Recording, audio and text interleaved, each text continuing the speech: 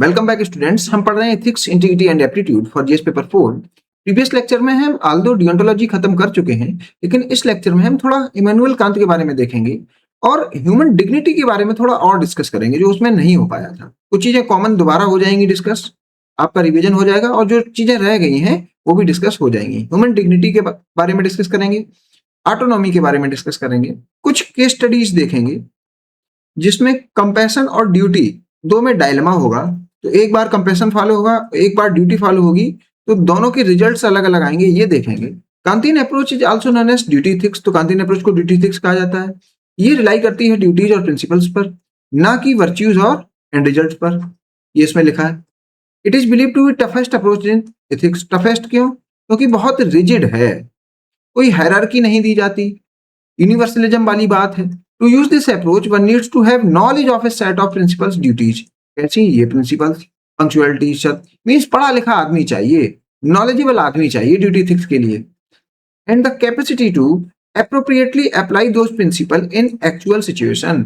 और कंपिटेंसी चाहिए एप्लीकेशन की, तो वो आदमी अप्लाई कर पाए वो ड्यूटीज। तो देखिए, वैल्यू को जब टाइम के रिस्पेक्ट में देखते हैं प्रैक्टिस करते हुए, तो प्रिंसिपल्स मिल जाते हैं, और प्रिंसिपल्स को डे टू डे बेसिस पर जब प्रैक्टिस करते हैं तो वो आपके कैरेक्टर में दिखने लगते हैं। तो ये बात होती है वर्च्यू एथिक्स की और ये बात होती है डियोंटोलॉजी की। आल्दो बहुत ज्यादा डिफरेंस नहीं है, इसलिए वर्च्यू एथिक्स में हम कुछ ना कुछ ड्यूटी की भी बात कर लेते हैं, करेक्टर की बात कर लेते हैं, वैल्यू की बात कर लेते हैं, वर्च्यू की बात कर लेते हैं।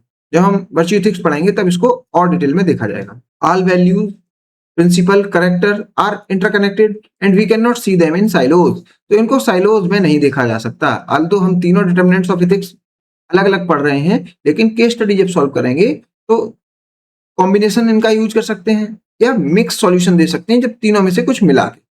Principles become our habit if practised over time, जो मैंने बताया, and merely knowing about principle does not result in our habit.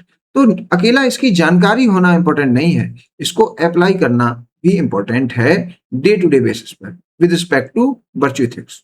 Day to day basis, तो वर्च्यू एथिक्स जब पढ़ेंगे तब इसको और डिटेल में देखा जाएगा।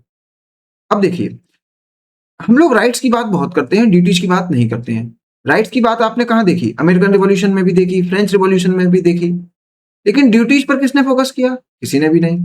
इसलिए 19th सेंचुरी और 20th सेंचुरी में लोग राइट्स पर ही ज्यादा बात कर रहे थे और ड्यूटीज को कंप्लीटली भूल गए थे। Today also we are talking about rights. हम अभी भी राइट्स की बात करते हैं, नॉट ड्यूटीज, जैसे farmers right, fundamental rights, minority rights etcetera. Although अपने कॉन्स्टिट्यूशन में पार्ट 4A में ड्यूटी मेंशंस हैं। Mahatma Gandhi, the true source of right is duty.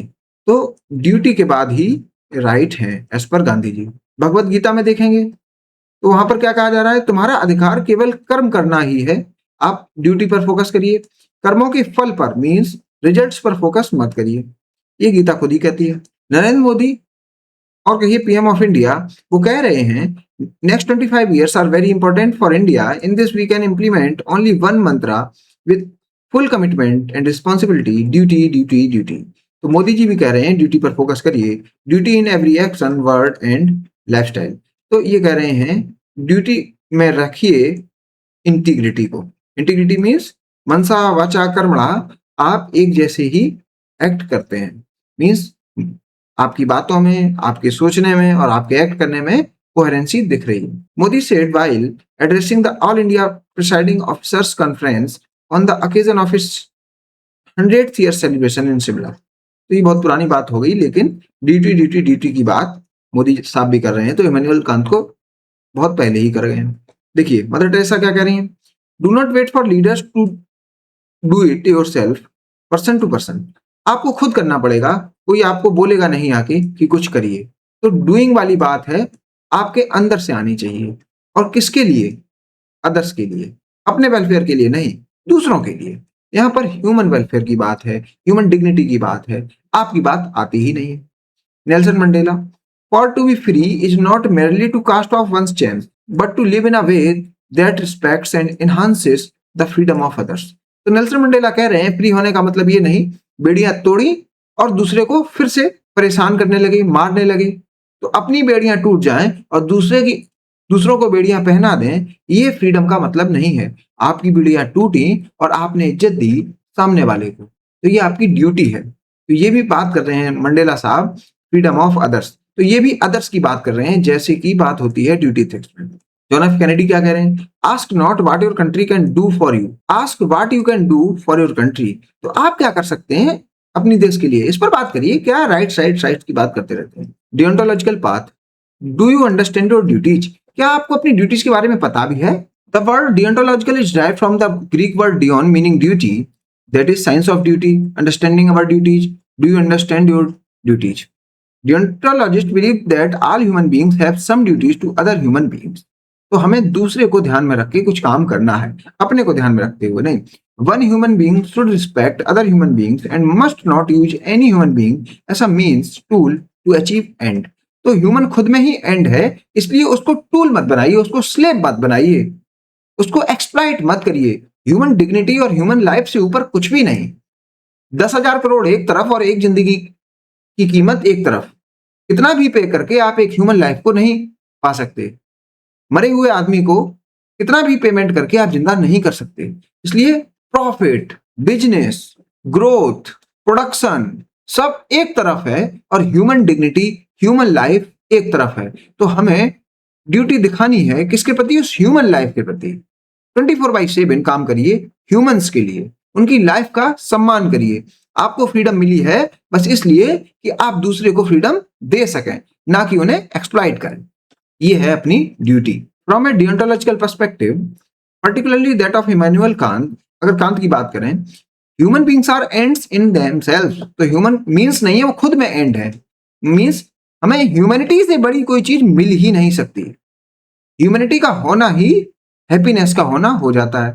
And never merely means, therefore development, technology, market, machines are valuable only insofar they enhance human dignity.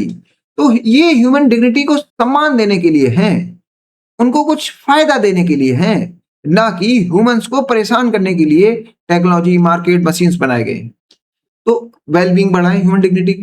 When people are displaced by development projects, अब हो क्या रहा है? Development के नाम पर humans को भगा दीजिए, तो कहां रही ह्यूमन डिग्निटी? आप तो किसको वैल्यू कर रहे हैं? डेवलपमेंट को। तो एंड आपने क्या माना? डेवलपमेंट को। मींस क्या माना? ह्यूमंस को। जबकि कांत तो कह रहे हैं ह्यूमन खुद में ही एंड है, उससे ज्यादा कुछ अच्छा आप गेट नहीं कर सकते। डेवलपमेंट को भी आप किनारे कर दीजिए अगर ह्यूमन लाइफ स्टैक पर है। ऐसे डेवलपमेंट को हमें नहीं चाहिए जो ह्यूमन लाइफ को एक्सप्लॉइट करे, ह्यूमन लाइफ को कुछ ना समझे। Trapped in unequal dependency relation or reduce to mere instruments of production and profit. तो प्रॉफिट की बात ज्यादा हो रही है, ह्यूमन डिग्निटी की नहीं हो रही, ह्यूमन लाइफ की नहीं हो रही इस कैपिटलिस्टिक वर्ल्ड में। The true purpose of development is lost. तो डेवलपमेंट किस लिए? ह्यूमन डिग्निटी के लिए। और वास्तव में डेवलपमेंट में हो क्या रहा है? ह्यूमन लाइफ को हम स्टैक पे करे दे रहे हैं। हमने डेवलपमेंट किया, आसपास पॉल्यूशन बढ़ा लिया, अल्टीमेटली क्या है? ह्यूमन लाइफ को परेशानी हो रही है। तो इसीलिए बात होती है सस्टेनेबल डेवलपमेंट। ऐसा डेवलपमेंट करें जिससे ह्यूमन लाइफ सस्टेन कर पाए, अगली पीढ़ी जिंदगी को सही से बिता पाए। जितनी अच्छी जिंदगी हमने बिताई उससे भी अच्छी जिंदगी हम अगली पीढ़ी को दे पाए। ये है sustainable development. For the ultimate goal is not economic growth or technological advancement but the flourishing of human life itself. तो यहाँ पर ह्यूमन लाइफ की बात है। तो डियोंटोलॉजी में आप देख रहे हैं ह्यूमन लाइफ पर कितना फोकस है। मैं इसी बात को दोबारा बताना चाह रहा था, इसीलिए ये लेक्चर रिपीट किया जा रहा है। Duties refers to this obligations that one is bound to perform regardless of consequences. Duty ethics में क्या नहीं देखना? consequences। मुझे सत्य बोलना है चाहे सामने वाले की जान बचे या जाए। और क्या है? मेरे इस मानव समाज के प्रति कर्तव्य क्या है? बजाय कि मैं मनुष्य को पीड़ित करूं, उनको दुख दूं, तो मैं देखूं मैं क्या कर सकता हूं, दूसरे को कैसे मदद कर सकता हूं, ना कि उनको एक्सप्लॉइट कर सकता हूं। ये है ड्यूटी एथिक्स, ये है आपकी duty. Duties might be derived from basics ethical principle, from law, from professional departmental roles। तो यहां से आप ड्यूटी पा सकते हैं एथिकल प्रिंसिपल से, लॉ से। आपकी डिपार्टमेंट में कुछ ड्यूटीज होंगी। और जब कभी भी आपका डिपार्टमेंट बदल जाता है, मान लीजिए आप डेपुटेशन में दूसरे डिपार्टमेंट में जा रहे हैं, अगर पब्लिक सर्वेंट हैं तो आपकी वहां पर ड्यूटी बदल जाएंगी। तो डिपार्टमेंट टू डिपार्टमेंट ड्यूटी बदलती रहती है। प्रोफेशन बदलेंगे, स्विच करेंगे, ड्यूटी बदल जाएंगी। एक देश से दूसरे देश में जाएंगे, मान लीजिए आप सिटीजनशिप चेंज कर रहे हैं, लॉ बदला, ड्यूटी बदल गई। और एथिकल प्रिंसिपल्स ऑलमोस्ट सिमिलर हैं, यूनिवर्सल होते हैं। अब इमैनुअल कांत की बात करते हैं। Foundation of duty ethics was led by German philosopher Immanuel Kant in his theory of categorical imperative. मैंने बताया था कैटेगोरिकल का मीनिंग क्या है, यूनिवर्सल, साफ साफ। तो साफ साफ क्या है, universal, not hypothetical. Means if and but वाली बात नहीं है, कोई शर्तिया नहीं है, ऐसा होगा तभी मैं ये करूंगा, नहीं मैं तो करूंगा क्योंकि मैं तो बेटरमेंट ऑफ ह्यूमन लाइफ के लिए लगा हुआ हूँ, 24/7 दूसरे के लिए लगा हूँ, मेरे लिए कोई मतलब नहीं है, मैं अदर्स के लिए लगा हुआ हूँ। तो ये बात है डियोंटोलॉजी की। इंपरेटिव का मीनिंग है ड्यूटी, तो यूनिवर्सल ड्यूटीज हैं, कैसी ड्यूटी नहीं है, हाइपोथेटिकल ड्यूटी नहीं है भाई। हाइपोथेटिकल का मीनिंग कोई इफ एंड बट वाली बात है ही नहीं, हम कंसिक्वेंसेस को देख ही नहीं रहे, हम तो बस ड्यूटी को देख रहे हैं, हम काम भी कर रहे हैं बस ड्यूटी के लिए, हम काम कर रहे हैं ह्यूमन डिग्निटी के लिए। Categorical principles which are true all the times, तो हर जगह ये सही समझ में आए। यूनिवर्सलिस्टिक प्रिंसिपल है, नॉट हाइपोथेटिकल, मींस कोई कंडीशन नहीं, कोई इफ एंड बट की बात नहीं, कोई कंसिक्वेंस की बात नहीं, irrespective of the consequences. Imperative का मीनिंग क्या है, डू, ड्यूटी। तो मैंने आपको पहले ही बता दिया, categorical means not hypothetical, not hypothetical. Imperative means duty, बस इतनी सी बात है, तो आप इसको ऐसे ही समझिए। अब देखिए, Lord Mahavir speaks about non violence in 6th century BC and in 20th century Mahatma Gandhi speak about same non-violence and Martin Luther King Jr. also speaks about the same non-violence in recent time. Dalai Lama is also talking about the same non-violence principle. देखिए timeline देखिए, 6th century BC थी और ये आ गई 2026।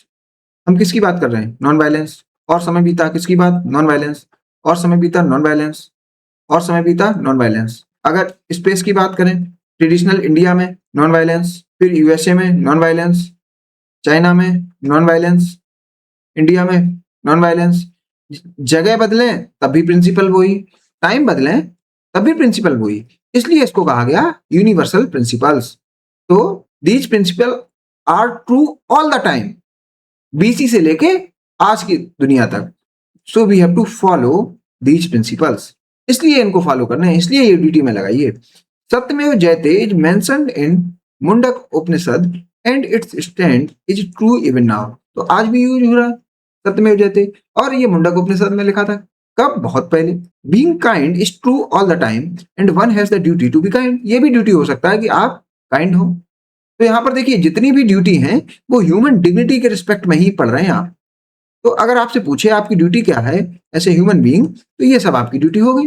Being truthful, true all the time and we have the duty to be truthful, ये duty हो गई। Humans can not be used as a means tool to achieve an end as their life is priceless. देखिए human की जिंदगी ही priceless है, तो उससे बड़ा कुछ हम अचीव कर ही नहीं सकते। तो ह्यूमन की जिंदगी को खराब करके कुछ उससे खराब चीज को अचीव करने में क्या ही सफलता है, इसलिए ह्यूमन को कभी एक्सप्लॉइट ना किया जाए, उसे ऑटोनॉमी दी जाए, तो वह कुछ अच्छा बनाएगा, अपनी इस अनमोल जीवन से कुछ अनमोल चीज बनाएगा, ना कि रद्दी घसी पिटी चीज बना देगा। तो उसको एक्सप्लॉइट मत करिए, उसको ऑटोनॉमी दीजिए, तब वो सही से काम कर पाएगा, ये बोल रही है डियोंटोलॉजी। ऐसा human being we have the duty to respect the other human being, तो उसको ऑटोनॉमी दीजिए, उसको रिस्पेक्ट करिए and their dignity, and we should not be using human beings as an instrument, तो इसको मीन्स मत बनाइए, इसको एंड बना रहने दीजिए। This is first Kant categorical imperative, यही मोस्ट इंपॉर्टेंट और पहला कैटेगोरिकल इंपरेटिव है, which is important for our exam. तो इसको बहुत याद रखना है। डियोंटोलॉजी की बात करें तो ऑटोनॉमी की बात करें, ह्यूमन डिग्निटी की बात करें, उसको एंड की बात करें, ह्यूमन खुद में ही एंड है, उससे बड़ा कोई एंड नहीं। ह्यूमंस को मींस नहीं बना सकते, उसको एक्सप्लॉइट नहीं कर सकते, उसको स्लेव नहीं बना सकते, उसकी ट्रैफिकिंग नहीं कर सकते, ये सब नहीं कर सकते। जब हम कैटेगोरिकल इंपेरेटिव की बात करें, डियोंटोलॉजी की बात करें, ड्यूटी एथिक्स की बात करें, treat people as ends not just means, don't use people merely as tools to get what you want. तो लोगों को यूज मत करिए टूल की तरीके से, क्योंकि आपको कुछ प्रॉफिट हो जा रहा है, इसकी तो कोई कीमत ही नहीं है ह्यूमन लाइफ के आगे। Always respect there inherent value and rationality, तो रेशनैलिटी पर फोकस करिए, इनहेरेंट वैल्यू पर फोकस करिए। Don't manipulate someone just for your benefit, आप अपने बेनिफिट में किसी को धोखा मत दीजिए, क्योंकि बेनिफिट की कीमत ही क्या है ह्यूमन लाइफ के आगे। Consider their own goals and autonomy, तो ऑटोनॉमी पर ध्यान रखिए, दूसरे की जिंदगी का सम्मान करिए। Categorical imperative is a test to check whether your duty become a universal rule for everyone. तो कैटेगोरिकल इंपेरेटिव क्या है, इसको लगाकर आप पता कर सकते हैं कि आपकी ड्यूटी जो आप समझ रहे हैं वो यूनिवर्सल है और सभी के लिए है कि नहीं है। देखिए 2014 में क्वेश्चन पूछा गया है, human should always be treated as ends in themselves and never merely as a means. तो ये जो स्टेटमेंट है ये क्या बता रहा है, ये बात कर रहा है कांटियन एथिक्स की। समझ गए आप? Explain the meaning and the significance of the statement. तो पहले तो मीनिंग बताइए, आप इससे क्या समझ रहे हैं, तो आप बताएंगे ये कांटियन एथिक्स की बात है, डियोंटोलॉजी की बात है। और सिग्निफिकेंस, तो आज ये कैसे रिलेवेंट है इसकी बात करेंगे। Giving its implication in the modern techno economic society. तो सिग्निफिकेंस आज के कंटेम्प्रेरी वर्ल्ड के रिस्पेक्ट में लिखना है। अब समझ गए आप क्वेश्चन। तो कोर कंसेप्ट क्या है, respect for person. Objects possess a price whereas human beings possess dignity. Price तो ऑब्जेक्ट का हो सकता है, टेक्नोलॉजी का हो सकता है, ह्यूमन बींग्स की कोई वैल्यू थोड़ी ना होती है, उसकी तो बस डिग्निटी होती है। तो डिग्निटी पर फोकस करिए। ये कौन बोल रहा है, मैनुअल कांत या deontologist. The categorical imperative, Kant central moral rule states act not just feeling, so that you treat humanity whether in your own person or in that of another never as a means only but always at the same time as an end। तो human को and मानिए, उसको mean मत मानिए, और ऐसे treat करिए जैसे ये आप अपने लिए कर रहे हैं, किसी दूसरे के लिए नहीं। तो उसको अपने रिस्पेक्ट में भी देखिए और सोचिएगा नहीं, अकेले एक्ट भी करिएगा। तो यहाँ पर ड्यूटी की बात है, एक्शन की बात है, अकेले आइडिया की बात नहीं है, थ्योरी की बात नहीं है। प्रोविजन ऑफ इंस्ट्रूमेंटलाइजेशन, तो मीन्स मत बनाइए, इंस्ट्रूमेंट मत समझिए। Action and not just feeling, तो यहाँ पर जो मैंने बात बताई, सेल्फ रिस्पेक्ट की बात है, ऑटोनॉमी की बात है, ह्यूमनिटी की बात है। कि अपने को वहां पर रखिए, उसमें पुट करिए। अगर आपको वो बात एथिकल नहीं लग रही तो फिर वो यूनिवर्सल प्रिंसिपल में लाई नहीं करेगी। ऑटोनॉमी दीजिए, मोरल एजेंसी की बात है। Loss of control, when a person is used as a means they loss control over their own life. तो जब आप उनको मींस बना देते हैं तो उनकी लाइफ से ऑटोनॉमी खत्म हो जाती है, और ये कहीं ना कहीं एंटीथेसिस है इसकी, डियोंटोलॉजी की। तो डियोंटोलॉजी में तो ऑटोनॉमी की ही बात हो रही है। Inherent goals, every human beings has their own ends, plans, goals and future they look forward to. तो मैंने कहा जब आप ऑटोनॉमी देंगे ह्यूमन को तो फिर आपको कुछ अच्छा मिलेगा, बजाय कि आप उनको एक्सप्लॉइट करेंगे तो कुछ भी अच्छा नहीं मिलेगा।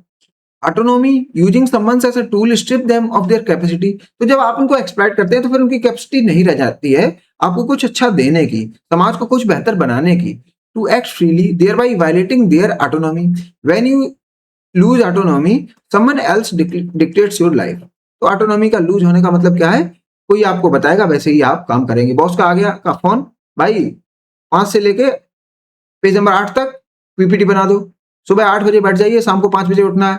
फिर वो जो एम्प्लॉय है वो समझता है 5 बजे के बाद मेरी कोई ड्यूटी नहीं है ऑफिस के प्रति, मेरी कोई ड्यूटी नहीं है उस वर्क के प्रति, क्योंकि मैं तो 5 बजे तक का काम कर रहा हूं। तो यहाँ पर एक्सप्लॉइटेशन है, यहाँ पर क्या नहीं है, ऑटोनॉमी। जबकि अगर ऑटोनॉमी दी जाए तो वही एम्प्लॉय कह देगा कि मैं 5 बजे के बाद 8 बजे तक काम करूंगा, क्योंकि ये काम मेरा है, मैं तो इसको ड्यूटी समझ के कर रहा हूँ, इसमें मेरा कोई एक्सप्लॉइटेशन हो ही नहीं रहा है। बॉस तो बहुत बढ़िया है, वो मेरा सम्मान रखता है, ह्यूमन डिग्निटी की बात कर रहा है, मुझे एक्सप्लॉइट नहीं करता है। तो ये बात हुई ड्यूटी एथिक्स की। Distinguishing between using and cooperation, तो यूज मत करिए, कॉपरेशन रखिए। अब देखिए, अब आप कहेंगे सर उबर ड्राइवर अगर कार ला रहा है आपके बुलाने पे, तो क्या उसको हम मीन्स मान रहे हैं या उसका सम्मान कर रहे हैं या उसको टूल बना के यूज कर रहे हैं। देखिए जब वो कार लेके आ रहा है, जब आप कैब बुक कर रहे हैं तो उसको ऑटोनॉमी दी गई है, इसीलिए वो कभी भी आ सकता है। तो यहाँ फोकस करिए, ऑटोनॉमी मिली है कैब ड्राइवर को, तो ये कोई एक्सप्लॉइटेशन नहीं है, ये डियोंटोलॉजिकल की एंटीथेसिस नहीं है, कोई उसका गलत बात नहीं है।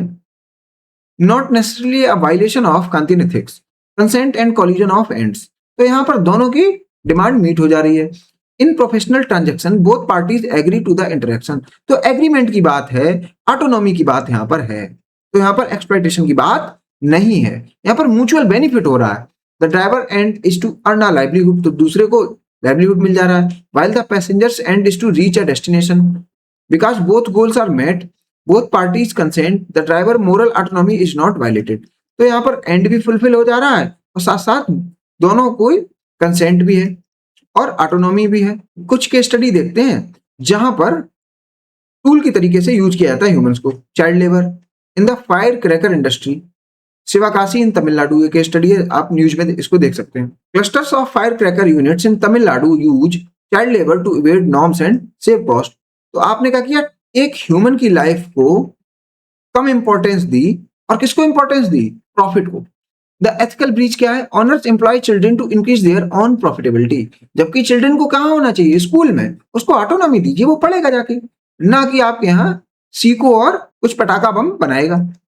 Kantin ethics. By prioritizing profit over the well-being and education of children, the owners are using these kids as a means to make more money. तो यहाँ पर मनी बनाने की बात है, उसको मीन्स की तरीके से देखने की बात है। A clear violation of the principles of respect for human life. Personal betrayal by friend. ये मूवी है स्कूल ऑफ रॉक, इसमें आप देख सकते हैं। इसमें हो क्या रहा है, मान लीजिए दो फ्रेंड्स हैं, एक फ्रेंड अनएम्प्लॉयड है, दूसरे के यहाँ रुकने आता है, और एक फ्रेंड टीचर है, वो कोई एक पर्टिकुलर सब्जेक्ट पढ़ा रहा है। यहाँ इसके स्टडी की बात नहीं कर रहा हूं मैं, ऐसे ही एक एग्जांपल दे रहा हूं। मान लीजिए वो पढ़ा रहा है मैथ, और जो अनएम्प्लॉयड फ्रेंड है वो एक दिन घर में बैठा होता है, उसका फ्रेंड मैथ पढ़ाने जाता है, तो उसके मोबाइल फोन पे जो फ्रेंड मैथ पढ़ाने गया है, एक फोन आता है एक स्कूल से, और कहता है कि मैं आपको रिक्रूट करना चाहता हूँ। अब देखिए, क्योंकि वो तो गया है बाहर, उसे तो पता ही नहीं है कि मेरे रिक्रूटमेंट के लिए कॉल आई है या जॉब स्विच करने के लिए कोई कॉल आई है। अब जो बंदा अनएम्प्लॉयड है तो उसका फ्रेंड, वो उसकी आइडेंटिटी को कैरी कर लेता है, और उसकी आइडेंटिटी कैरी करके वो चला जाता है इस स्कूल में, और वो उसकी आइडेंटिटी से ही पढ़ाने लगता है। आप इसमें क्या देख रहे हैं, क्या ये डियोंटोलॉजी के रिस्पेक्ट में सही बात है या नहीं है? यहाँ पर क्या है ह्यूमन डिग्निटी, बताइएगा। देखिए, जो फ्रेंड अनएम्प्लॉयड था उसने नहीं लिया कंसेंट। दूसरा, यहाँ पर जो एम्प्लॉयड फ्रेंड है, जो टीचर वास्तव में है, उसकी डिग्निटी का ध्यान रखा ही नहीं गया, उसकी विल का ध्यान रखा ही नहीं गया। इसलिए ये वायलेशन है किसका, कांतियन एथिक्स का। ये अनएथिकल एक्ट है एज पर द डियोंटोलॉजी। आल्दो उसको जॉब मिल गई, लेकिन डियोंटोलॉजी इसको अलाउ नहीं करेगी, क्योंकि जो आपने मीन्स लिए वो बहुत गलत थे। Significance for public service and corporation. तो ड्यूटी एथिक्स अगर फॉलो की जाए तो फेयरनेस, इंपार्शियलिटी आ जाती है। No self interest at public expense, means यहाँ पर पब्लिक इंटरेस्ट की बात होती है, सिटीजन को कुछ भला करने की बात होती है, ना कि सेल्फ इंटरेस्ट की। Ensuring freedom of choice, inherent dignity, तो ये सब बातें हम चर्चा कर चुके हैं। अब देखिए, एक भजन है, अनमोल तेरा जीवन यूं ही गवा रहा। ये भजन मैं काफी सुनता हूं। इसमें आप देखिए, यहाँ पर अनमोल है क्या जीवन, और कैपिटलिस्ट क्या कर रहा है, उस अनमोल जीवन को एक मोल वाली चीज बनाने में खपाए पड़ा है। पूरे दिन वो बेचारा एक लेबर खड़ा है प्रोडक्शन लाइन पर और मोबाइल फोन का प्रोडक्शन किए पड़ा है, उसे सांस लेने की फुर्सत नहीं है। जबकि ह्यूमन लाइफ में नेचर से जुड़ने की आजादी होनी चाहिए, उसको खुद से कुछ बताने की आजादी होनी चाहिए, खुद से कुछ करने की आजादी होनी चाहिए। ये आजादी छीन लेता है ये कैपिटलिस्टिक सिस्टम उस ह्यूमन बीइंग से।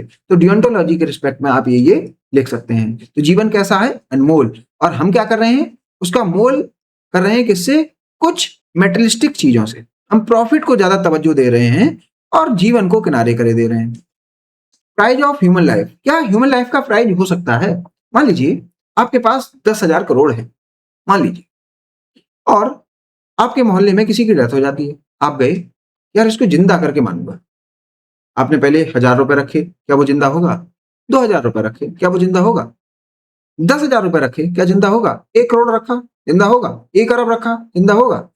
आपने पूरी अपनी वेल्थ 10,000 करोड़ उसी के पास रख दी, कह दिया प्रभु जिंदा हो जाइए, क्या वो जिंदा होगा? नहीं होगा। इससे समझ में आता है जीवन अनमोल है। जो जीवन निकल गया वो तो जी गया जैसे भी है।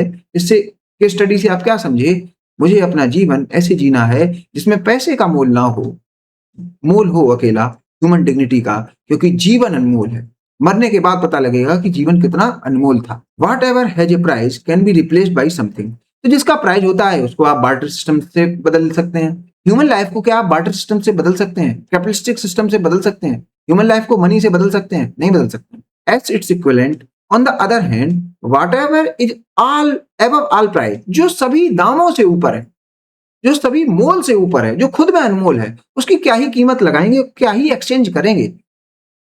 क्या आपकी जिंदगी 2 साल बढ़ सकती है, आप अपनी फ्रेंड की जिंदगी 2 साल कम कर दें, ऐसा कुछ आप ट्रांजेक्शन कर सकते हैं? नहीं कर सकते हैं।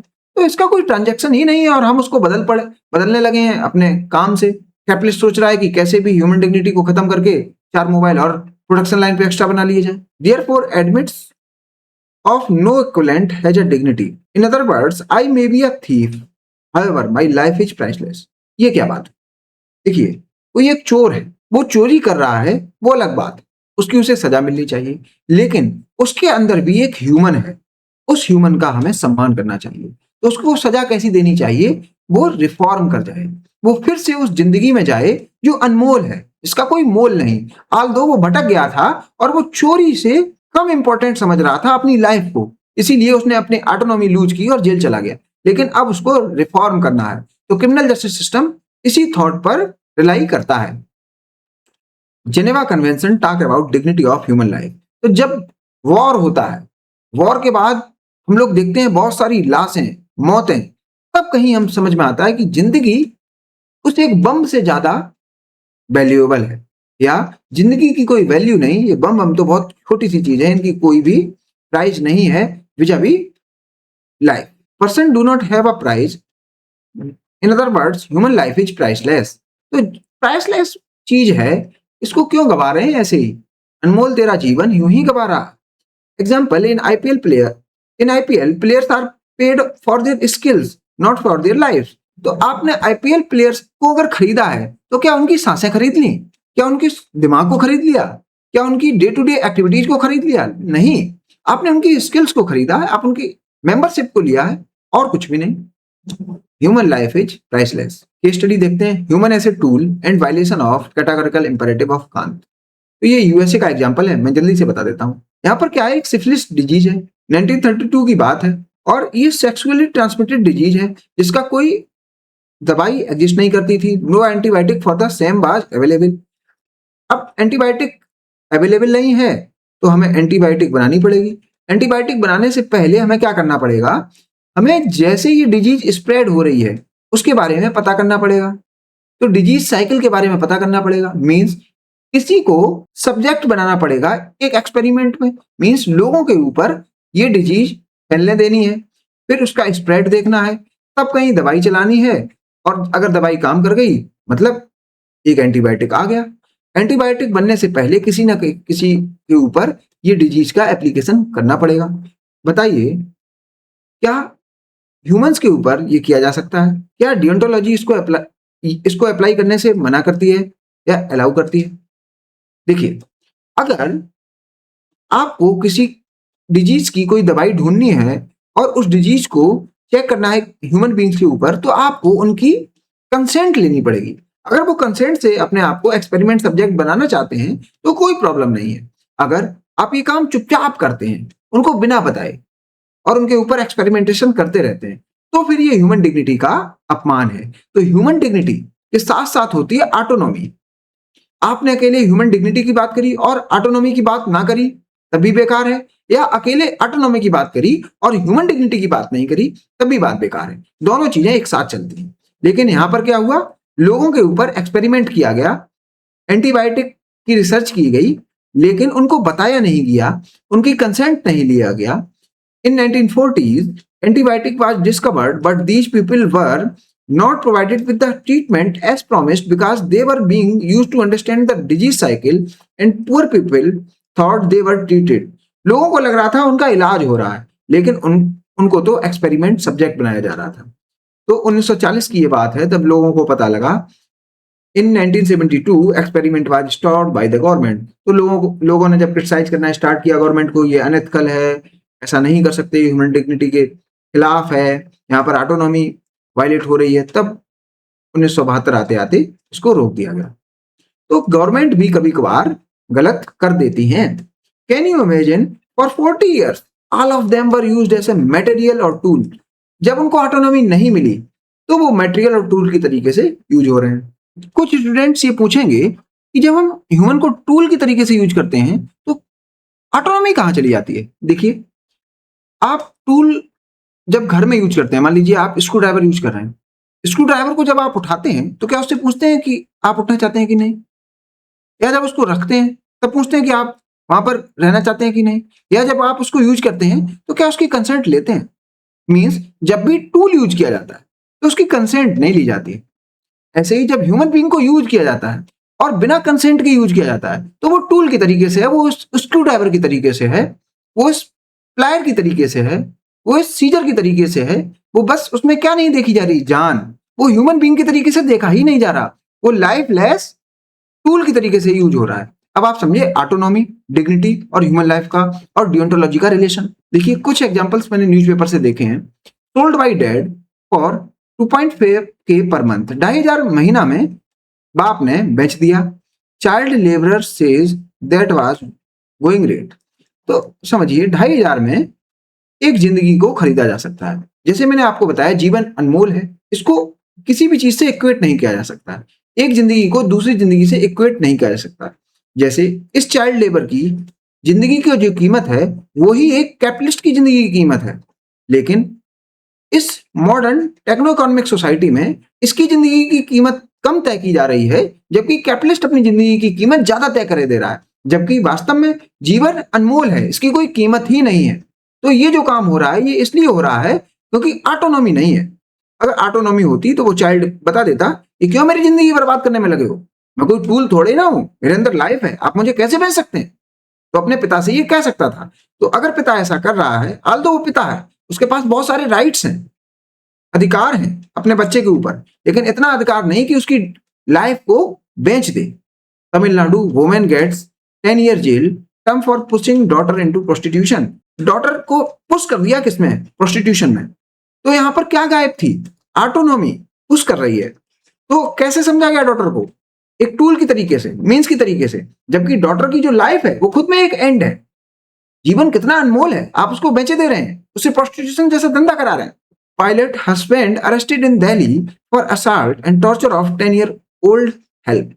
आप समझिए आपके यहाँ जो डोमेस्टिक हेल्प लगी है, पहली बात तो वो 10 ईयर की है, चाइल्ड है, आप उसको हमला कर रहे हैं, टॉर्चर कर रहे हैं। उसका मीनिंग क्या है, उसके ऑटोनॉमी के खिलाफ बोल रहे हैं, उसकी डिग्निटी के खिलाफ कुछ कर रहे हैं। तो यहां पर भी ह्यूमन लाइफ का आप सम्मान नहीं कर रहे हैं, ये भी डियोंटोलॉजिकल एथिक्स में अलाउ नहीं है। तो ये जो भी एक्ट्स हैं ये अलाउ नहीं है डियोंटोलॉजिकल एथिक्स में, ये सभी अनएथिकल एक्ट हैं, चाहे कंसिक्वेंसेस कुछ भी हो, पैसा आए। देखिए यहाँ पर कंसिक्वेंस क्या हुआ, 2,500 रुपए महीना आने लगा।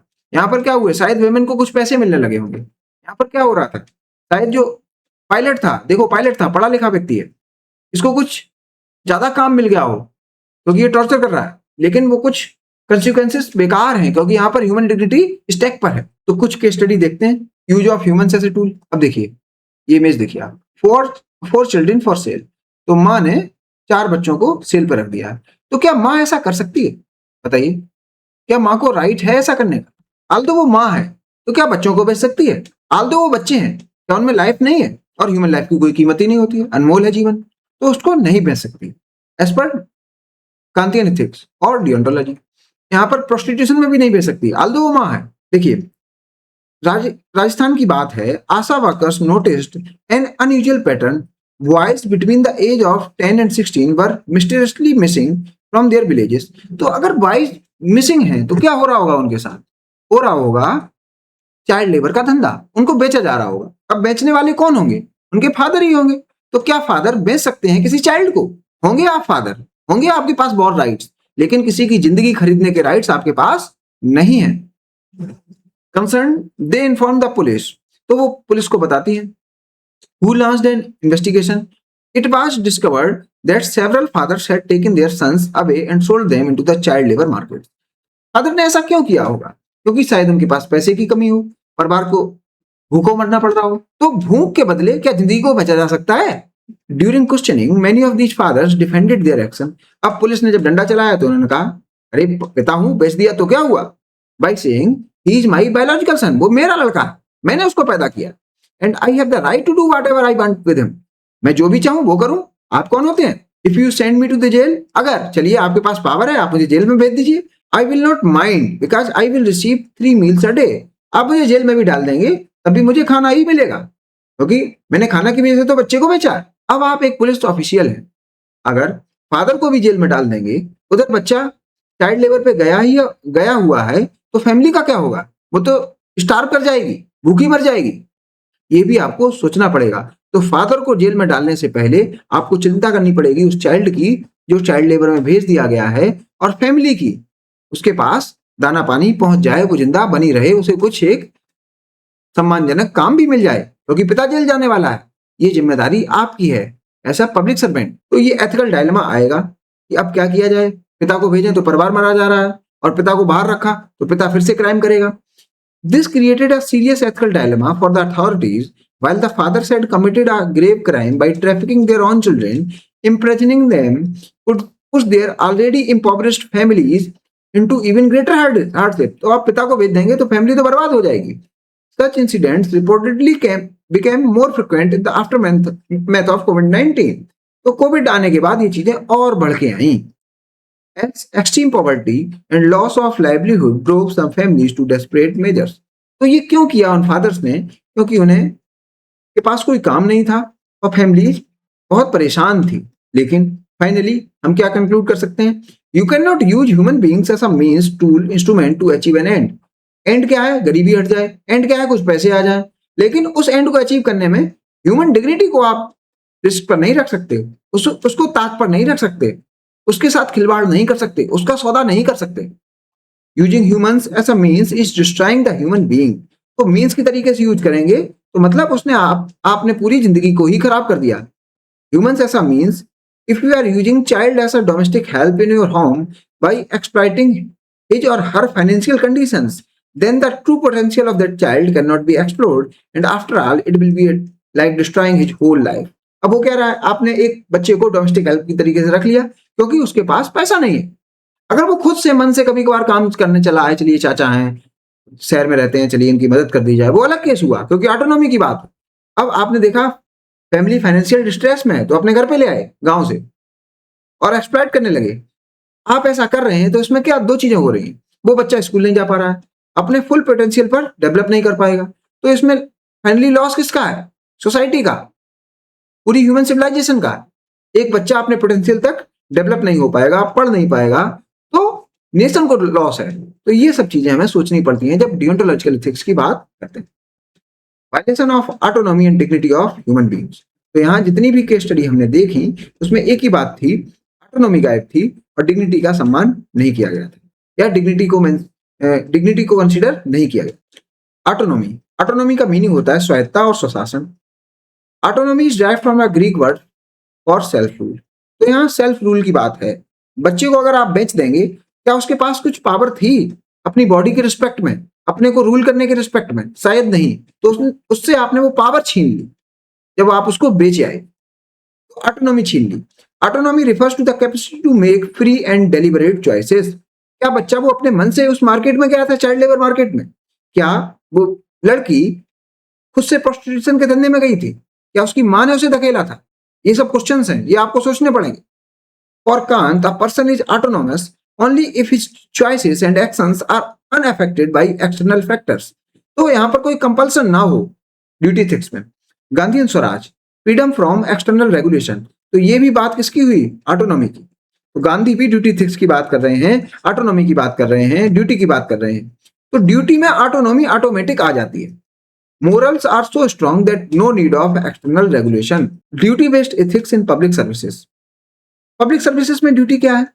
पब्लिक इंटरेस्ट की बात करिए, 24/7 काम करिए, पर्सनल गेन को ध्यान मत रखिए, सिटीजन को सर्व करिए, लॉ को सपोर्ट करिए, पॉलिटिकल सुप्रीमेसी को रिस्पेक्ट करिए। जो भी आपको कानून बना दिए जाएं फिर आप उसको इंप्लीमेंट कराइए, और अगर कानून में कुछ गलत है, इंप्लीमेंटेशन में कुछ प्रॉब्लम्स आ रही हैं, तो हायर अथॉरिटीज को बताइए।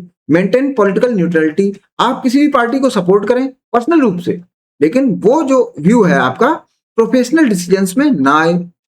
अगर आप किसी पार्टी को सपोर्ट करते हैं और मान लीजिए बाई चांस उस पॉलिटिकल पार्टी के जो कार्यकर्ता हैं वो रकस क्रिएट किए हैं और आप हैं एसएसपी, तो क्या आप उन कार्यकर्ताओं को जेल में नहीं डालेंगे? डालना पड़ेगा। तो पॉलिटिकल न्यूट्रलिटी वाली बात है। And be loyal to the mission of the organisation और डिपार्टमेंट। मिशन का यहाँ मीनिंग क्या है? अपनी ड्यूटीज पर ध्यान रखिए, जो भी मिशन है उससे अलाइन करिए अपनी duties. Administrator should take responsibility for their action. अगर कुछ गलत हुआ है तो रिस्पॉन्सिबिलिटी लीजिए, और कुछ अच्छा किया है तो दूसरों को भी रिकॉग्नाइज कीजिए, दूसरे की मेहनत को भी रिकॉग्नाइज करिए। Administrators should be honest in their dealings with elected officials and act in ethically grounded way. तो यहाँ पर जो बात हुई रिस्पेक्ट पॉलिटिकल सुप्रीमेसी, ये भी करिए, क्योंकि सरकारें बदलती हैं, जैसे ही सरकार बदलेगी, जो नई सरकार बनेगी, क्योंकि वो लोगों के विल से आई है, तो आपको क्यों, आप तो किसके लिए काम कर रहे हैं? लोगों के लिए, और लोगों ने ही सरकार बनाई है, तो सरकार जो भी कानून बनाती है उसका पालन अच्छे से करिए। Do your duty with some moral sense. Categorical imperative of Kant, duty to be fair और जस्ट। तो ये बात है फेयरनेस की और जस्टिस की। ये पर्टिकुलरली जॉन रॉल्स के केस में बोला जाता है। Universal rule, everyone else in the world, तो जो भी ड्यूटी लगाएं वो सब पर लगनी चाहिए। Acting the exact same way, तो हमेशा एक ही तरीके से एक्ट करने की बात है। Across the time, across the location, आप एक तरीके से ही एक्ट करें। If it creates a logical problem or world you want would not want to live in, और अगर आपको एथिकल डायलेमा में ये समझ में आता है कि ये एक्शन मैं वहां पर अप्लाई करूंगा तो ये ठीक नहीं है, मैं वहां पर नहीं रह पाऊंगा अगर मैं वहां पर ये अप्लाई करता हूं, तो फिर आप ये मान लीजिए ये डियोंटोलॉजिकल एथिकल एक्शन नहीं हुआ, ये अनएथिकल एक्शन हुआ। Then don't do it. Example, don't lie, because if everyone lied trust would disappear and no one could communicate effectively. Ensuring that all persons are treated in the same way और treated consistently. तो यहाँ consistency की बात बहुत है, autonomy की बात है, कंसिस्टेंसी की बात है, रिजिडिटी की बात है, ह्यूमन डिग्निटी की बात है, 24/7 वर्क करने की बात है, ड्यूटी की बात है, डिवोशन की ड्यूटी की बात है। It ensures that citizens are not treated arbitrarily, discriminated against or ignored when others are receiving a service. तो इम्पार्शियलिटी की बात है, ट्रांसपेरेंसी की बात है, अकाउंटेबिलिटी की बात है, मीन्स ड्यूटी में ये सब चीजें होनी चाहिए। अब देखिए ये केस स्टडी है, conflict between duty to be fair और जस्ट एंड कंपैशनेट। तो ये जो बात है ड्यूटी एथिक्स की है और ये जो बात है वो वर्च्यू एथिक्स की है। तो ड्यूटी और वर्च्यू आपस में टकरा रही है। अगर आप पब्लिक सर्वेंट हैं तो आपको एक बैलेंस बना के चलना है, तो ड्यूटी भी फॉलो हो जाए, मीन्स प्रोसीजर भी फॉलो हो जाए और कंपैशन भी दिख जाए। तो मैंने ये केस स्टडी पहले भी डिस्कस की है। मान लीजिए एक ओल्ड डेस्टिट्यूट वेमेन है और आपने देख भी लिया है, क्रॉस चेक भी कर लिया है कि वो वास्तव में डेस्टिट्यूट वुमेन है, उसे चाहिए एक स्कीम में एनरोलमेंट, हाल तो उसके पास कागज अभी अवेलेबल नहीं है क्योंकि वो बना नहीं पाई, गरीब है, तो आप क्या करेंगे? उसको एनरोल करेंगे कि नहीं? तो मैंने कहा था आप टेम्परेरी रूप से उसको एनरोल कर लीजिए और जो भी कंसर्न अथॉरिटी है, जो भी कंसर्न ऑफिशियल है, उसको बुलाइए और कहिए जल्दी से जल्दी इनके कागज बनाइए जिससे मैं इनको परमानेंटली एनरोल कर लूं इस सोशल सर्विस स्कीम में। तो ऐसे कुछ आप बैलेंस करेंगे अपने एक्ट को। तो ये जो केस स्टडी है मैं पहले भी डिस्कस कर चुका हूं। अब देखिए, अगर हम कंपैशन को फॉलो नहीं करते, अकेला रूल रूल ही चिल्लाते हैं, तो क्या हो सकता है? मान लीजिए हॉस्पिटल है, वहां पर लाइन लगी हुई है, पर्सन 1 2 3 4 5 6 7 8 और 9th पर्सन ये खड़ा हुआ, 10th ये खड़ा हुआ, सबको पर्चा बनवाना है। तब डॉक्टर साहब अंदर देखेंगे, ये डॉक्टर साहब बैठे हुए, वो क्या रहा है, ये ज्यादा बीमार है, बहुत बीमार है, और आप यहाँ पर एक डॉक्टर हैं जो पर्चा बना रहे हैं। मान लीजिए ये बंदा आता है निकल के लाइन से, या मान लिया इसका जो अटेंडेंट है वो आपके पास आता है और बोल रहा है, साहब, डॉक्टर साहब, मेरी मदद करिए और मुझे पहले देख लीजिए क्योंकि मेरी तबीयत बहुत खराब है। आप कहते हैं चलिए सीट पे बैठिए, जाके लाइन में लगिए, जाके नंबर से आइए। तो आपने किसको फोकस किया? ड्यूटी पर। ड्यूटी में आपके लिखा है लाइन से पर्चा बनाइए, आप बना रहे हैं, लेकिन उसकी हालत बहुत खराब थी। जब तक उसका नंबर आता है उसकी डेथ हो जाती है। यहाँ तक आया और उसकी हो गई डेथ, बेचारे का पर्चा नहीं बन पाया लेकिन जिंदगी चली गई। अब बताइए क्या पर्चा इंपॉर्टेंट था या लाइफ इंपॉर्टेंट थी? इस केस में लाइफ इंपॉर्टेंट थी। तो आपको बैलेंस करना है अपनी ड्यूटी को और कंपैशन को, क्योंकि लास्टली आप 24/7 सर्व कर रहे हैं किसको? दूसरों को। तो यहाँ पर सर्व करने की बात है, आपको बैलेंस करना है। अगर इसको जरूरत है तो फिर आपको रूल को ब्रेक करना भी आना चाहिए, रूल को ब्रेक करिए। अगर यहाँ पे और लोग प्रॉब्लम करते भी हैं तो फिर उन्हें बताइए रीजनिंग कि ये परेशान ज्यादा है, इसकी लाइफ स्टेक पर है, इसे डॉक्टर साहब के पास पहले पहुंचाते हैं, आप लोग थोड़ा वेट कर पाए तो कर लीजिए। तो ये केस स्टडी हमने यहाँ पर देखी। देखिए न्यूज़पेपर में, girl dies waiting in queue at Gurgaon hospital, doctor shunted. देखिए एक लड़की मर गई लाइन में क्योंकि वो पर्चे नहीं बनवा पाई। तो क्या ये आपको एथिकल लग रहा है? जी नहीं। तो सिमिलर केस स्टडी यहां पर भी है। तो duty to fulfil fiduciary responsibility, जिसने आपको वहां तक पहुंचाया है तो उसके प्रति रिस्पॉन्सिबल होइए क्योंकि वो आप पर ट्रस्ट कर रहा है, तो ट्रस्ट ब्रीच नहीं होना चाहिए। तो ड्यूटी क्या हो? ट्रस्ट ब्रीच ना हो। अब ट्रस्ट कैसे ब्रीच होता है? राम मंदिर चढ़ावा चोरी, चंपत राय का इस्तीफा मंजूर। चंपत राय एक ट्रस्टी थे, लोगों ने उन्हें रिस्पॉन्सिबिलिटी दी थी कि आप ये चंदे का पैसा रखिए, लेकिन उन्होंने किया क्या? उन्होंने किया या उनके जूनियर्स ने किया, उस पैसे को चोरी कर लिया। तो यहाँ पर क्या हुआ? ट्रस्ट ब्रीच हो गया।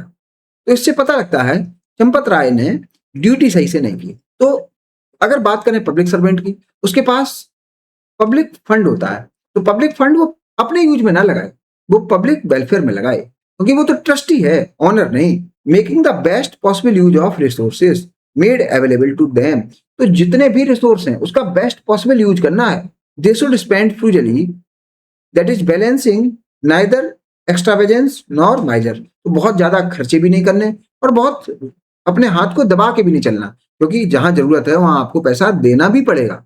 आप एक पब्लिक सर्वेंट हैं। Case study of trust and public fund. देखिए, जब पब्लिक फंड्स को एक्स्ट्रावेजेंटली खर्च किया जाता है, वाइजली खर्च नहीं किया जाता, तो ट्रस्ट ब्रीच होता है। देखते हैं कुछ एग्जांपल पॉलिटिक्स से। K Chandrashekar Rao, the former chief minister of Telangana, तो ये तेलंगाना के फॉर्मर चीफ मिनिस्टर हैं। Is known to be a deeply religious person भी हैं। During the movement for the creation of a separate Telangana state, तो ये अपनी मांग कर रहे थे, एक अलग राज्य बनाना है Telangana.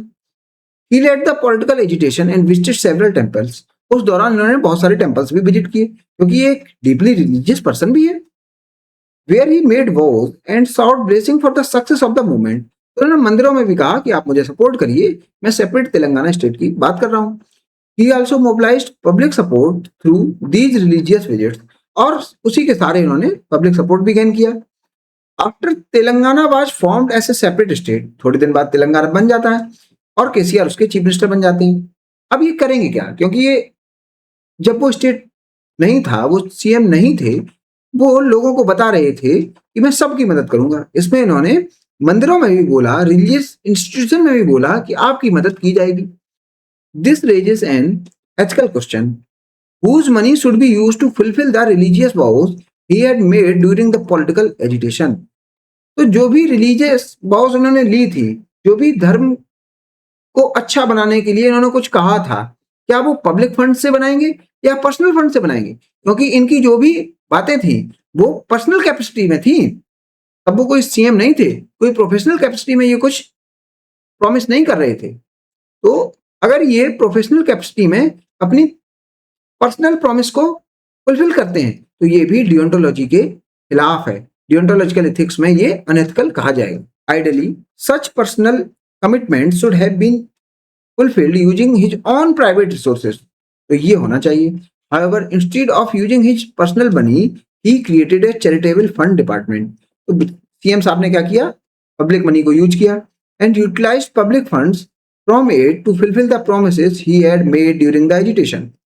It was reported that around 13 crore was allocated for this fund. तो 13 करोड़ बेचारे इसी में दे देते हैं as donations to various temples, और टेम्पल को डोनेशन मिल जाता है। This case raises important ethical issues relating to public trust, fiduciary responsibility, the proper use of taxpayers' money. तो आप ऐसे ही बहाए पड़े हैं पब्लिक का पैसा अपनी पर्सनल कमिटमेंट के रिस्पेक्ट में। Conflict between personal beliefs and public office and accountability in public administration. What do you think? It is justified? No. ऐसे ही कुछ केस आप यूपी में देखेंगे। मायावती जी ने हाथी बनवाए, तो किसके पैसे से बनवाए? पब्लिक फंड से बनवाए। Mayawati should repay statue money, जो सुप्रीम कोर्ट ने कहा था। तो ये भी अनएथिकल है as per Supreme Court and deontology. Devotion to duty. चलिए, ड्यूटी को तो बात बहुत हुई। क्या होता है डिवोशन? डिवोशन का मतलब 24/7 ड्यूटी पर रहना, चाहे आप छुट्टी पर। इसकी क्या मीनिंग हुई? हमेशा पब्लिक वेलफेयर के बारे में सोचना। Civil servants should maintain absolute and unstinting devotion toward their duties and responsibilities at all times. In other words 24/7 even on duty or off duty. अब एक केस स्टडी मैं पर्सनल एक्सपीरियंस से दे रहा हूं, क्योंकि कभी कभी आपको पर्सनल एक्सपीरियंस भी लिखने को आ जाते हैं आंसर्स में, तो ऐसे पर्सनल एक्सपीरियंस आप लिख सकते हैं। क्या है डिवोशन टू ड्यूटी?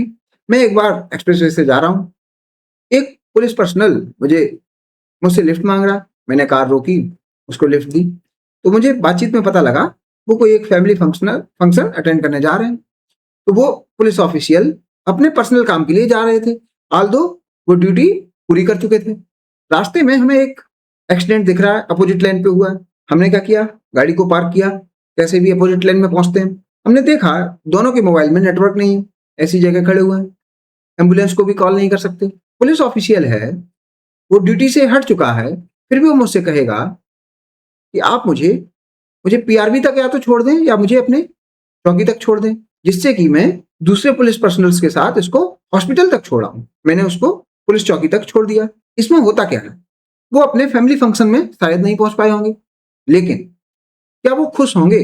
जी हाँ, क्योंकि वो 24/7 काम करने के लिए रेडी थे और उन्होंने वैसा किया। Although he missed his family function, he remained content because he had fulfilled his moral and professional duty by saving a life. His compassion and devotion to duty left a lasting impression on me. तो ऐसे कुछ examples आप लिख सकते हैं answers में। Immanuel Kant on devotion to duty, acting with right intentions. तो intention matter, और इंटेंशन किसका? ड्यूटी का, ना कि इंटेंशन किसका? कंसिक्वेंसेस का। तो इंटेंशन फोकस करना है किसका? किसका? ड्यूटी का, ना कि रिजल्ट पर। Actions for public good, not for recognition और अवार्ड। काम भी करिए, अवार्ड के लिए मत करिए, काम के लिए काम करिए। देखिए, Srinagar cop returns bag with 90,000 to owner. 90,000 रुपए से भरा हुआ बैग एक पर्सनल वापस कर देता है, तो वो उसकी ड्यूटी में था। उसे 90,000 से मतलब नहीं है, वो डिवोशन टू ड्यूटी है। Doing once duty for its own sec. Duty की वजह से ड्यूटी करिए, ना कि रिवार्ड्स की वजह से, प्रमोशन की वजह से। दूसरे को हेल्प करने की वजह से ड्यूटी करिए। ह्यूमन डिग्निटी का सम्मान करिए, या यूं कहें ह्यूमन डिग्निटी को ध्यान में रखिए। पर्सनल गेन पर फोकस कम करिए या मत करिए। Advantages of duty based ethics, provides an external source for ethical guidance. जैसे वर्च्यू एथिक्स में कोई एक्सटर्नल सोर्स की बात नहीं होती, पर्सनालिटी की बात होती है, लेकिन यहाँ पर एक्सटर्नल सोर्स से एथिकल गाइडेंस मिल जाता है। जैसे कुछ डिपार्टमेंटल रूल्स होंगे, वो आपकी ड्यूटी में आ जाते हैं। लॉ से आप कुछ ड्यूटी पता कर सकते हैं, कुछ कन्वेंशंस होते हैं, उनसे ड्यूटीज पता कर सकते हैं। तो कुछ एक्सटर्नल सोर्सेज से आपको एथिक्स की जानकारी मिल जाती है। The principles duties are greater than one self, one's organization and one's society. It focuses on how to act and not on consequences, not on results. ये लिख लीजिए। Disadvantages, although हम इस पर बात कर चुके हैं, जल्दी से देखते हैं। Does not explain what to do whenever there is conflict among principals. तो जब conflict वगैरह होता है दो ड्यूटीज में, ड्यूटी 1, ड्यूटी 2, तो हायरार्की कोई नहीं है, इसको फॉलो करिए, इसको डिनाई कर दीजिए, या इसको फॉलो कर लीजिए, इसको डिनाई कर दीजिए। ऐसे कोई हायरार्की नहीं बनाई ड्यूटी की। D1 सबसे ऊपर है, D2 उसके नीचे, D3 उसके नीचे। मीनिंग अगर कोई कंफ्लिक्ट है तो इसको पकड़ लीजिए, इसको छोड़ दीजिए, या इसको पकड़ लीजिए, इन दोनों को छोड़ दीजिए, ऐसा कुछ बताया नहीं गया। No guidance on how to handle exceptions. Mahatma Gandhi believe that non violence, ahimsa was a moral duty that should never be compromised. तो इनके लिए तो ड्यूटी क्या है? अहिंसा। After the Chauri Chaura incident in which protesters turned violent and killed policeman, हुआ लोगों ने लोग मार दिए police person, he withdrew the non-cooperation movement. वो अपने मूवमेंट को विड्रू कर लेते हैं। Instead of making an exception to his principle, तो चाहते तो वो इसको डिनाई भी कर देते, ओवरलुक कर देते, लेकिन नहीं किया। This illustrates a limitation of duty based ethics. तो यहाँ पर बहुत रिजिड होना पड़ता है। अगर ड्यूटी में है मतलब है, फिर कंसिक्वेंसेस नहीं देखना। मूवमेंट रहे या ना रहे, देश आजाद हो या ना हो, वायलेंस हो गई तो फिर मूवमेंट बंद करना पड़ेगा। It provides no clear guidance on when it is morally justified to make exceptions to a rule in extraordinary circumstances. तो डियोंटोलॉजी में कोई एक्सेप्शन की बात ही नहीं है, कोई लूप होल भी नहीं बताया गया कि अगर हाँ ऐसे एक्सेप्शंस हो सकते हैं, ये बताया ही नहीं गया। और क्या बात है? It requires knowledge of principles और ड्यूटीज। तो यह नॉलेज की बात है, मीन्स कुछ ना कुछ लिटरेसी तो होनी ही चाहिए। पढ़ लिख लें, लॉ को पढ़ लें, कोड्स को पढ़ पाए, तभी तो है। डिपार्टमेंट में जो भी कुछ रेगुलेशंस हैं उनको समझ पाए, तभी तो ड्यूटी एथिक्स फॉलो कर पाएंगे। इसलिए नॉलेज बहुत जरूरी है। Only for literate people, in other words. No guidance on ordering of principles और ड्यूटीज। तो मैंने जो यहाँ पर बात बताई थी ये वाली, जब कंफ्लिक्ट होता है तब क्या करेंगे? अहिंसा और सत्य विच कम फर्स्ट। तो ऐसा आपने कोई हायरार्की नहीं बनाई। कि अगर कोई कन्फ्लिक्ट है अहिंसा में और सत्य में, तो किसको फॉलो करें और किसको छोड़ दें। ऐसी कोई हायरार्की नहीं बताई। जैसे नेशनल इंटरेस्ट कम फर्स्ट और योर प्रिंसिपल्स और ड्यूटीज। आल्दो मैंने आपको बताया है, जब मैं सेंस ऑफ एथिक्स करा रहा था, national interest is always first. उससे बड़ा कोई इंटरेस्ट नहीं होता नेशनल इंटरेस्ट से। तो नेशनल इंटरेस्ट की जब भी बात आए, तो चाहे ड्यूटी किनारे हो, चाहे वर्च्यू किनारे हो, चाहे रिजल्ट किनारे हो जाए, सबको किनारे कर दीजिए, नेशनल इंटरेस्ट को पकड़ लीजिए। तो आज कंप्लीट कर लिया है डियोंटोलॉजी। नेक्स्ट लेक्चर से स्टार्ट करेंगे टेलियोलॉजी, टेलियोलॉजी या कहिए कंसीक्वेंसलिज्म, और ये 2 लेक्चर में खत्म हो जाएगा। और उसके बाद बात करेंगे वर्च्यू एथिक्स की। देखिए, ये दोनों टॉपिक जो हैं, टेलियोलॉजी या कहें कंसीक्वेंसलिज्म और डियोंटोलॉजी, ये दोनों जो डिटर्मिनेंट हैं डियोंटोलॉजी, ये एक्शन की बात करते हैं, एक्शन के गुड और राइट होने की बात करते हैं। तो एक्शन में ये प्रोसेस पर फोकस करते हैं और रिजल्ट पर फोकस करते हैं। तो एक्शन की ही बात है। यहां पर जो बात है वो पर्सन की बात है, उसके गुड होने की बात है या राइट होने की बात है। तो ना टेलियोलॉजिस्ट ना डियोंटोलॉजिस्ट पर्सन की बात करते हैं, जबकि वर्च्यू एथिक्स वाले पर्सन की ही बात करते हैं, वो एक्शन को बाद में देखते हैं। तो ये बेसिक डिफरेंस हुआ। इसको इन डिटेल पढ़ा जाएगा जब हम टेलियोलॉजी स्टार्ट करेंगे। तो मिलते हैं नेक्स्ट लेक्चर में, स्टार्ट करेंगे teleology. Thank you, keep learning.